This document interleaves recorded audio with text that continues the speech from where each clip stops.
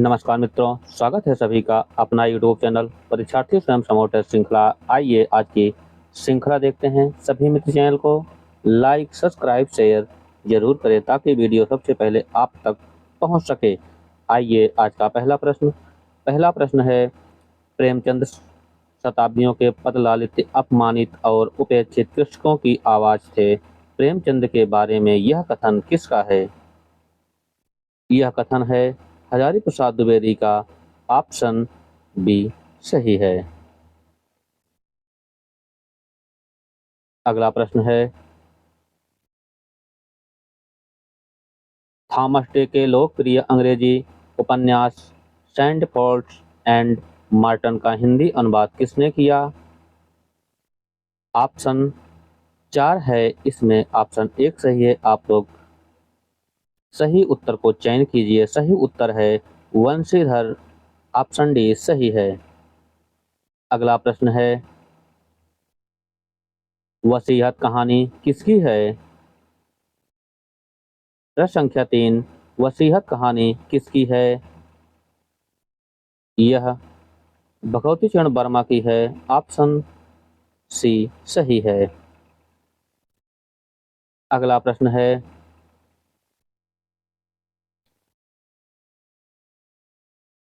विठल विपुल को रस सागर की उपाधि किसने दी थी?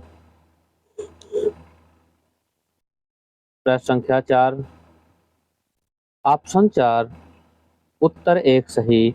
विठल विपुल को रस सागर की उपाधि नाभादास ने दी थी। ऑप्शन बी सही है।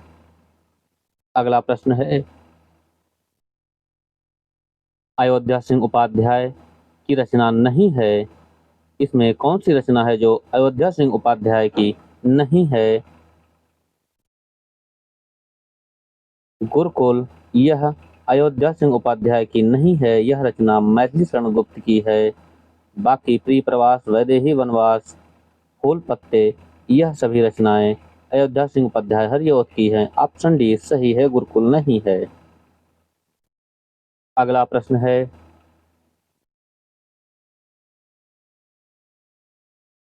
नंददास की गोपियां कैसी हैं? प्रश्न संख्या 6, नंददास की गोपियां कैसी हैं? नंददास की गोपियां तर्कशील हैं। ऑप्शन बी सही है।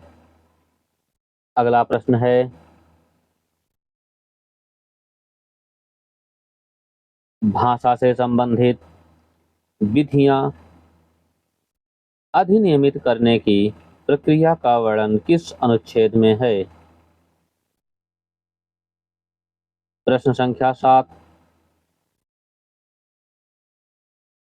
भाषा से संबंधित विधियां अधिनियमित करने की प्रक्रिया का वर्णन किस अनुच्छेद में है?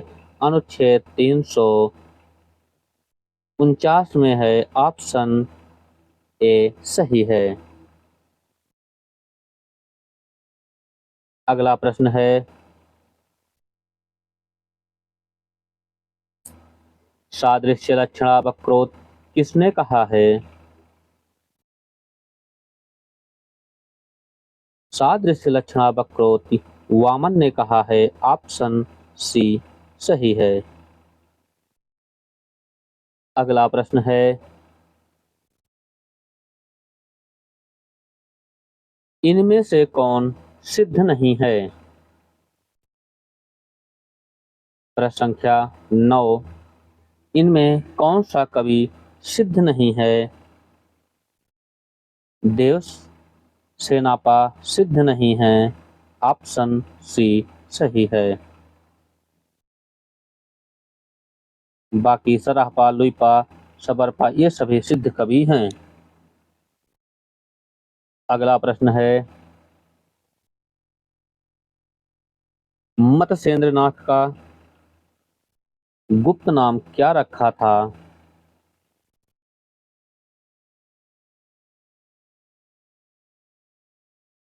मत्स्येंद्रनाथ का गुप्त नाम था भैरवानंद। ऑप्शन डी सही है। अगला प्रश्न है,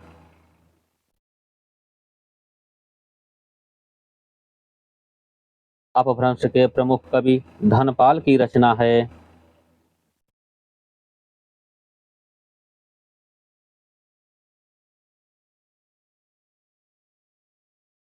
इसमें कौन सी रचना धनपाल की है? वह है भविष्यत कहा। ऑप्शन सी सही है। अगला प्रश्न है,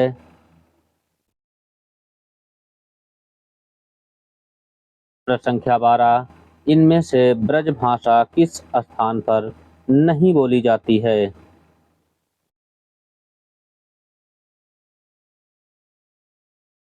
ऑप्शन आप सभी के सामने, कौन सी भाषा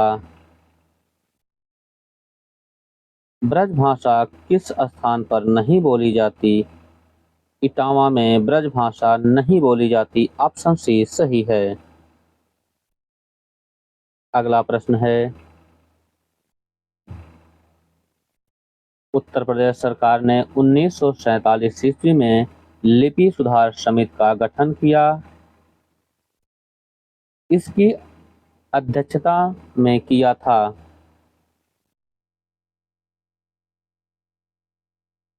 उत्तर प्रदेश सरकार ने 1947 ईस्वी में लिपि सुधार समिति का गठन किया। यह गठन किसकी अध्यक्षता में हुआ था? यह हुआ था आचार्य नरेंद्र देव की। ऑप्शन सी सही है। अगला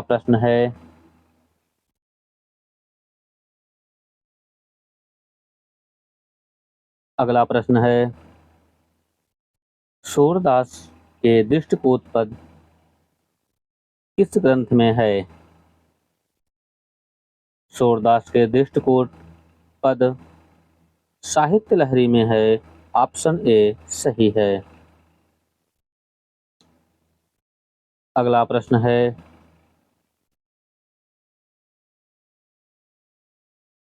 निर्गुण मार्ग के निर्देशित प्रवर्तक कबीरदास ही थे। कथन किसका है?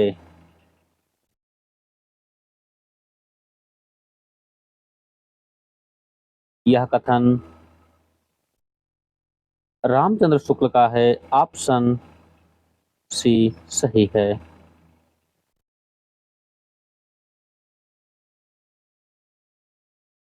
अगला प्रश्न है,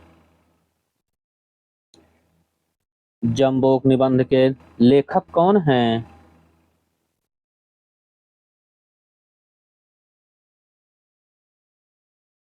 प्रश्न संख्या 16, जम्बोक निबंध के लेखक कुबेर नाथ राय हैं।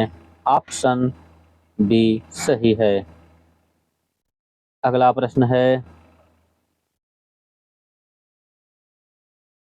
विकास क्रम की दृष्टि से लिपि का सही क्रम कौन सा है?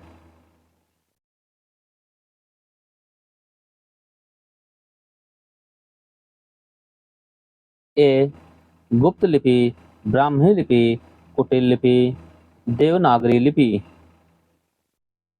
बी ब्राह्मी लिपि, गुप्त लिपि, कुटिल लिपि, देवनागरी लिपि।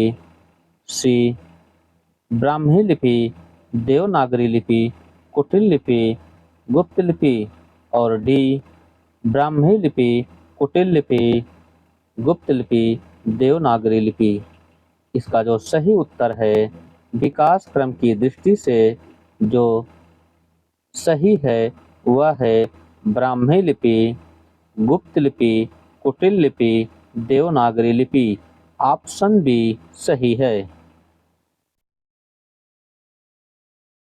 अगला प्रश्न है,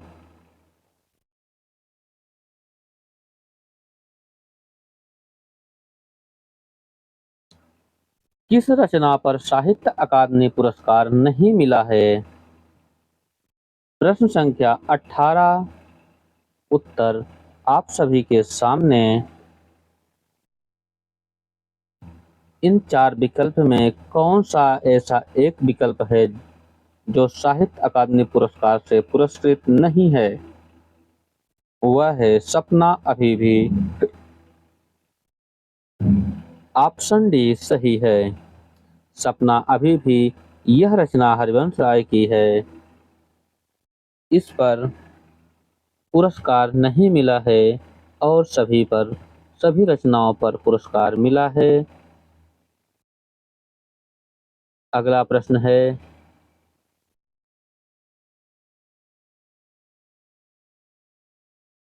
समोच्चरित विभिन्नार्थ शब्द में एक शब्द का अर्थ सही नहीं है।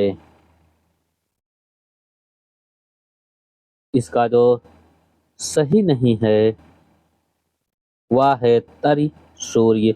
ऑप्शन डी सही नहीं है। बाकी टूक, थोड़ा, टूक, टुकड़ा, तरी, गीलापन यह सभी सही हैं, लेकिन तरी सूर्य यह सही नहीं है। ऑप्शन डी सही है। अगला प्रश्न है, चर्यापद किसकी रचना है? चर्यापद सबरपा की रचना है। ऑप्शन डी सही है। अगला प्रश्न है,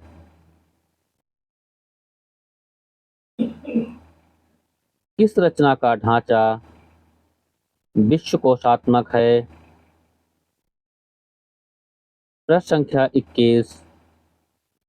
4 विकल्प, इसमें कौन सी रचना है जिसका ढांचा विश्वकोशात्मक है? वह है वर्ण रत्नाकर। ऑप्शन ए सही है। अगला प्रश्न है,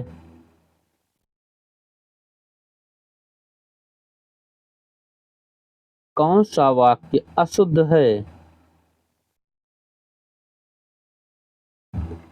इसमें कौन सा वाक्य है जो अशुद्ध है? वह गीत की 2-4 कड़ियां गाती हैं। ऑप्शन बी में वहां भारी भीड़ लगी है थी। ऑप्शन सी, मेरा नाम श्री आनंद कुमार जी है। ऑप्शन डी, साहित्य और जीवन का अभिन्न संबंध है। इसमें अशुद्ध वाक्य कौन सा था? वह था मेरा नाम भी आनंद, मेरा नाम श्री आनंद कुमार जी है। ऑप्शन सी अशुद्ध है। बाकी सभी शुद्ध थे। अगला प्रश्न है,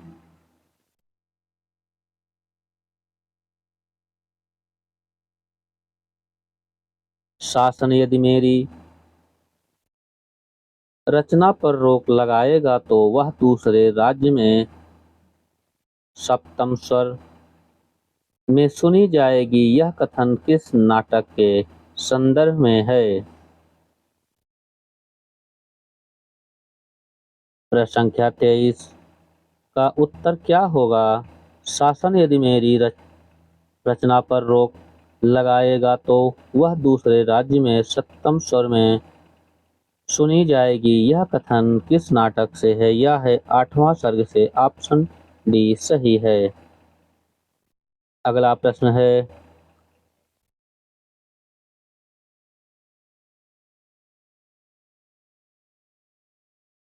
कर्तव्य में प्रत्यय है।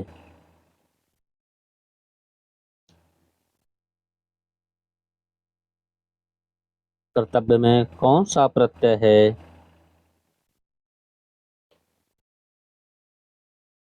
तव्य प्रत्यय है। ऑप्शन सी सही है। अगला प्रश्न है,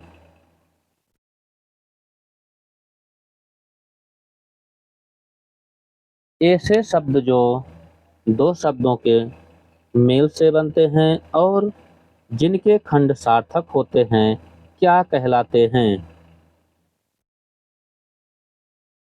इसका जो सही उत्तर है, ऐसे शब्द जो 2 शब्दों के मेल से बनते हैं और जिनके खंड सार्थक होते हैं वह यौगिक कहलाते हैं। ऑप्शन बी सही है। अगला प्रश्न है,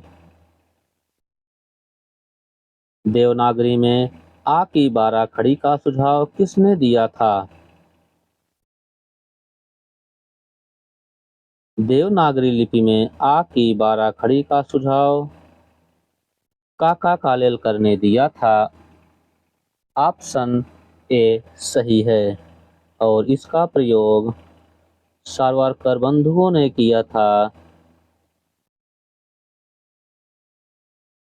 अगला प्रश्न है, अपभ्रंश का भवभूत किसे कहा जाता है? अपभ्रंश का भवभूत पुष्पदंत को कहा जाता है। ऑप्शन डी सही है। अगला प्रश्न है, मुंह मांगा में कौन सा समास है?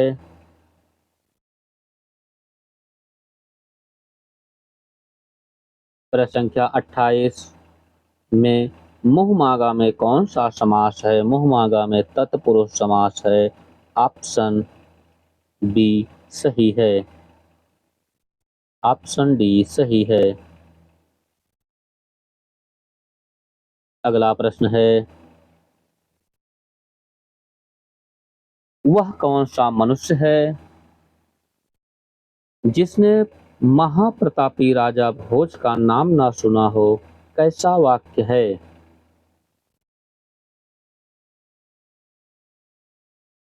इसका जो सही उत्तर है, वह कौन सा मनुष्य है जिसने महाप्रतापी राजा भोज का नाम ना सुना हो? यह मिश्र वाक्य है। ऑप्शन बी सही है। अगला प्रश्न है,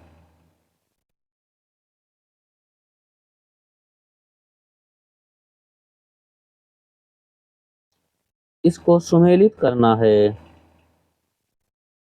झूठा सच, रंगभूम, त्यागपत्र, अंधेरे बंद कमरे और पात्रों के साथ सुमेलित करना है। नीलिमा, मृगलाल, तारा, सोफिया।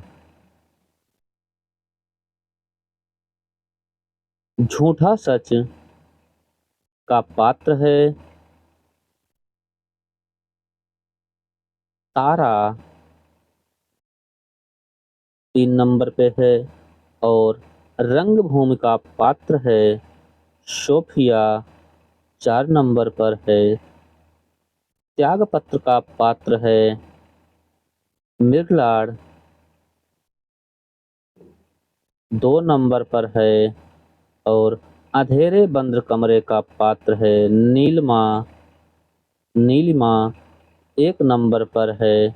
और इस आधार पर 1 का 3, 2 का 4, 3 का 2 और 4 का 1।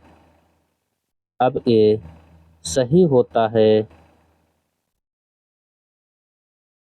Option 4 B D, 3 4 2 1। Option D सही है।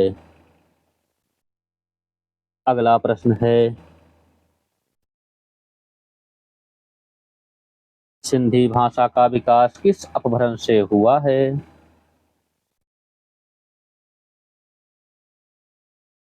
प्रश्न संख्या 21,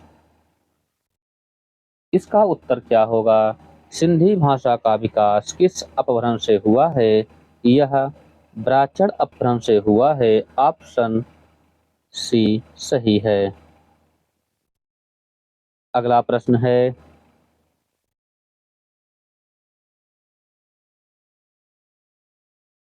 प्रताप पत्रिका का प्रकाशन कानपुर से किस वर्ष हुआ था?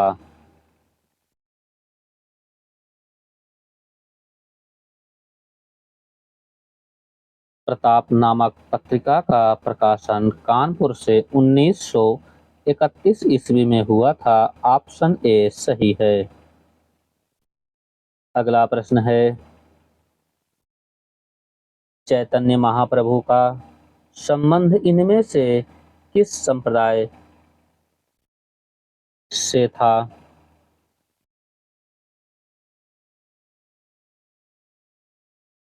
इसका जो सही उत्तर है, चैतन्य महाप्रभु का संबंध इनमें से किस संप्रदाय से है? चैतन्य महाप्रभु का संप्रदाय गौड़ीय संप्रदाय था। ऑप्शन सी सही है। अगला प्रश्न है,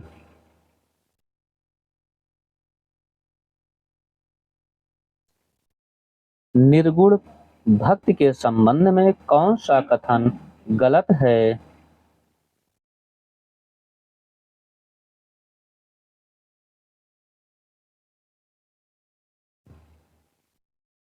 इसमें 4 ऑप्शन है। दूसरा 2, 3 और चौथा ऑप्शन दूसरे पेज पर है। पहला ऑप्शन, निर्गुण भक्ति के संबंध में कौन सा कथन गलत है? निर्गुण भक्त के प्रेम को विशेष महत्व दिया गया है, यह सही है। यह गलत नहीं है।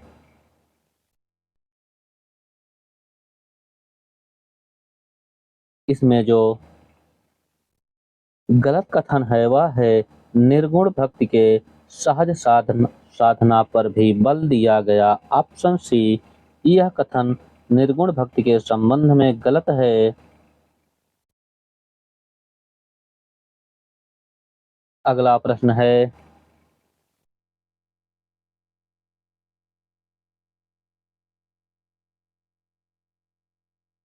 यह पंक्ति किस कवि की है? फीको पे नीको लागे, कहिए समय विचार, सबको मन हर्षित करे ज्यों विवाह में गारी। पंक्ति किसकी है?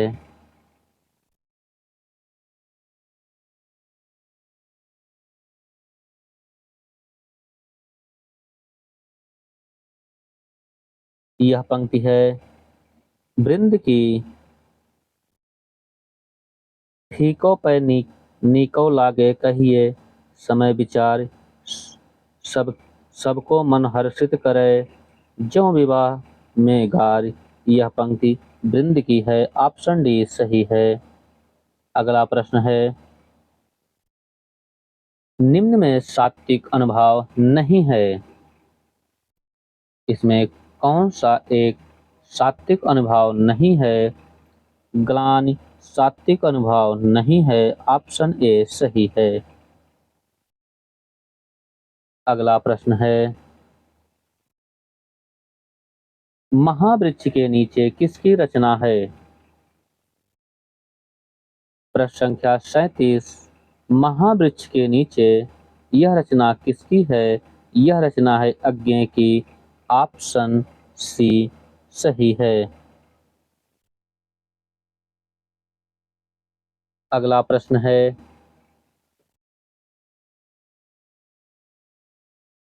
रश्मिरथी किसके जीवन पर आधारित है?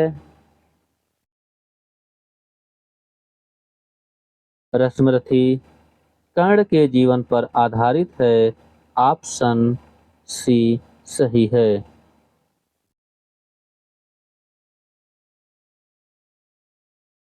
अगला प्रश्न है, प्रश्न संख्या 39, कबूतर खरगोश किस भाषा का शब्द है? कबूतर खरगोश यह फारसी भाषा का शब्द है। ऑप्शन डी सही है। अगला प्रश्न है, निम्न में से कौन सा जोड़ा गलत है? इसमें गलत जोड़ा का चयन करना है। हरिश्चंद्र जगन्नाथ दास रत्नाकर सही है। पद्य प्रसून अयोध्या सिंह उपाध्याय हरिऔध सही है। कोयला और कवित रामधारी सिंह दिनकर यह सही है। ऑप्शन सी रश्मिरेखा रामनरेश त्रिपाठी यह गलत है। रश्मिरेखा किसकी रचना है? आप लोग कमेंट करके जरूर बताएं। अगला प्रश्न है, का भा खा का संस्कृत प्रेम चाहिए साथ किसकी पंक्ति है?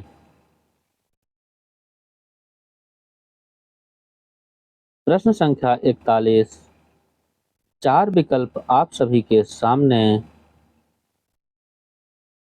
इसका उत्तर क्या होगा? का का भाषा का संस्कृत प्रेम चाहिए साथ, यह पंक्ति किसकी है? यह पंक्ति है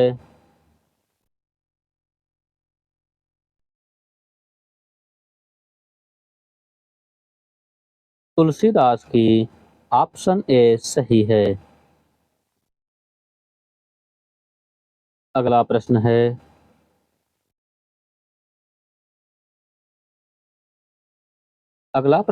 प्रश्न संख्या 42।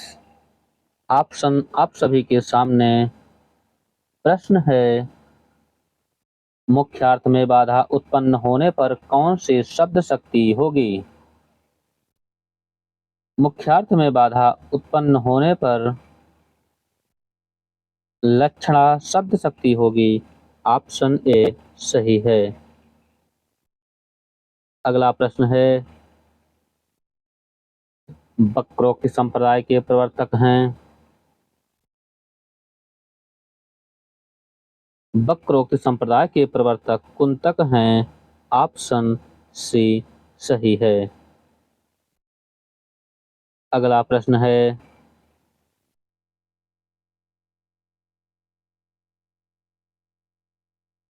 सुजान किस सूफी प्रेमाख्यानक काव्य का नायक है? ए चित्रावली, बी मृगावती, सी मधुमालती, डी रस रतन।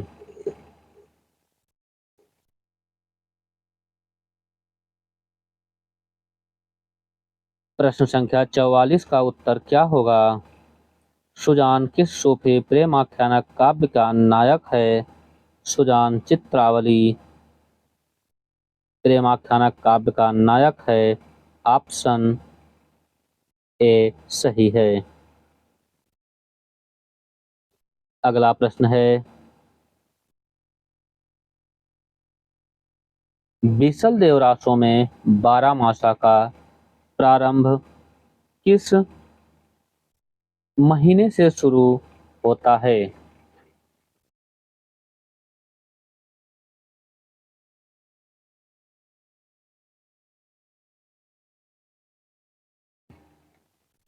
इसका विकल्प अगले पेज पर है। बीसल देवरासों में 12 मासा का प्रारंभ किस महीने से शुरू होता है?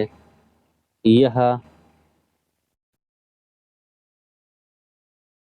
प्रश्न संख्या 45 का उत्तर है कार्तिक मास से प्रारंभ होता है। बीसल देवरासों में 12 मासा का प्रारंभ कार्तिक मास से होता है।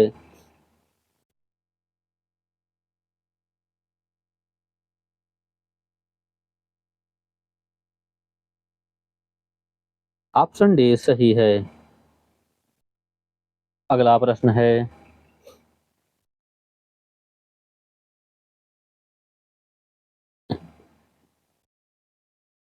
महाप्राणवण कौन सा नहीं है? प्रश्न संख्या 46। इसमें किस विकल्प में महाप्राणवण नहीं है? वह विकल्प है बी दा में महाप्राण नहीं है। ऑप्शन डी सही है। अगला प्रश्न है,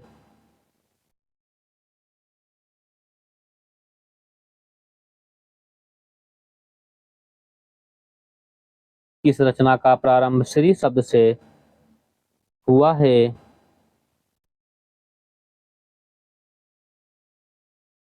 प्रश्न संख्या 47। संस्कृत की रचना है और संस्कृत के किस रचना का प्रारंभ, इनमें से किस रचना का प्रारंभ श्री शब्द से शुरू हुआ है? वह है श्री शब्द से ए और बी दोनों, मतलब किरातार्जुनीयम और शिशुपाल वधम दोनों में श्री शब्द से शुरू होता है। ऑप्शन ए डी सही है। अगला प्रश्न है,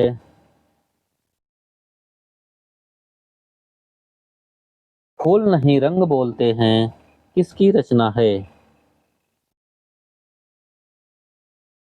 फूल नहीं रंग बोलते हैं, यह रचना है केदारनाथ अग्रवाल की। ऑप्शन सी सही है।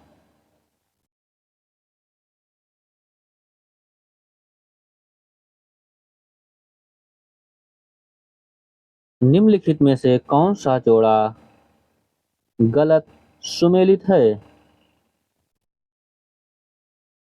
इसमें कौन सा जोड़ा जो गलत सुमेलित है? चना पुल्लिंग सही है, पानी पुल्लिंग सही है, चांदी स्त्रीलिंग सही है, दीप दीप स्त्रीलिंग नहीं यह पुल्लिंग है। ऑप्शन बी सही है। यह जोड़ा गलत है। अगला प्रश्न है, सरयू पार की यात्रा के लेखक हैं। प्रश्न संख्या 50। चार विकल्प आप सभी के सामने। प्रश्न है, सरयू पार की यात्रा, इसके लेखक कौन हैं? इसके लेखक हैं भारतेंदु हरिश्चंद्र। ऑप्शन सी सही है। अगला प्रश्न है, आत्मा शब्द का षष्ठी द्विवचन क्या होगा?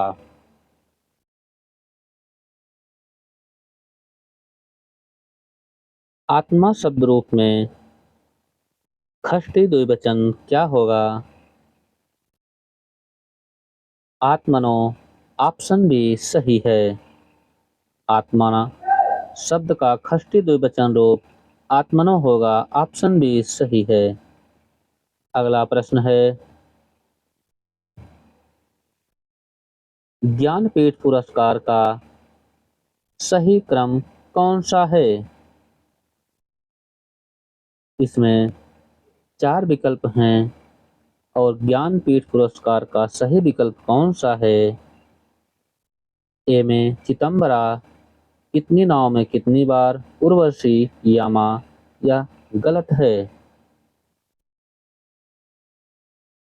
चिदंबरा, उर्वशी, यामा, कितनी नाव में कितनी बार, ये भी गलत है। चिदंबरा, उर्वशी, कितनी नाव में कितनी बार,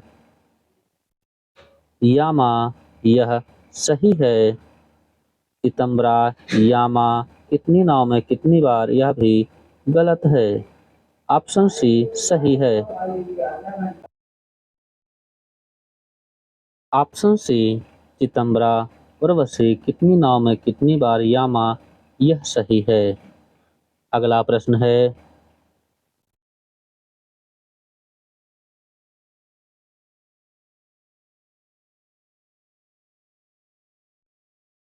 संबाररी किसका पर्यायवाची है? प्रश्न संख्या 53। इसका उत्तर क्या होगा? राज किसका पर्यायवाची है? यह कामदेव का पर्यायवाची है। ऑप्शन ए सही है। शंबरारी कामदेव का पर्यायवाची है। ऑप्शन ए सही है। अगला प्रश्न है, शुक के संवाद के रूप में रचित ग्रंथ कौन सा है? प्रश्न संख्या 54। ऑप्शन 4 आप सभी के सामने। सुख के संवाद के रूप में रचित ग्रंथ कौन सा है?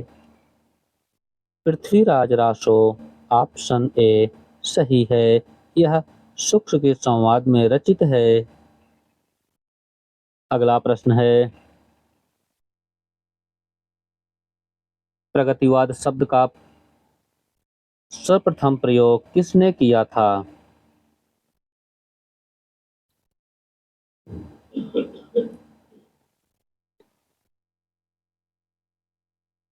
प्रगतिवाद शब्द का प्रयोग सर्वप्रथम मुक्तिबोध ने किया था। ऑप्शन सी सही है। अगला प्रश्न है, टावण एवं समास युक्त पदावली किस गुण की रचना है? रचना का आधार है? प्रश्न संख्या 56। इसका उत्तर सही होगा। टा वर्ग एवं समास युक्त पदावली किस गुण की रचना का आधार है? यह ओज गुण की रचना का आधार है। ऑप्शन ए सही है। अगला प्रश्न है, केवल मुंह से बोले जाने वाले सस्वर वर्णों को क्या कहते हैं?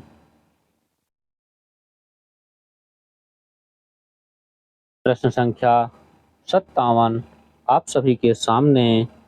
केवल मुंह से बोले जाने वाले सस्वर वर्णों को निरनुनासिक कहते हैं। ऑप्शन सी सही है। अगला प्रश्न है,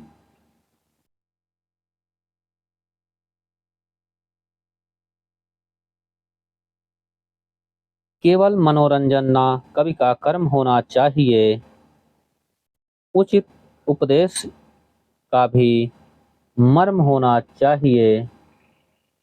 यह पंक्ति किसकी है?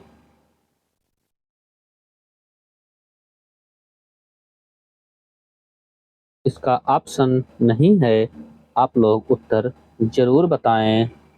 केवल मनोरंजन ना कवि का कर्म होना चाहिए, उसमें उचित उपदेश का भी मर्म होना चाहिए। यह पंक्ति है मैथिली शरण गुप्त की।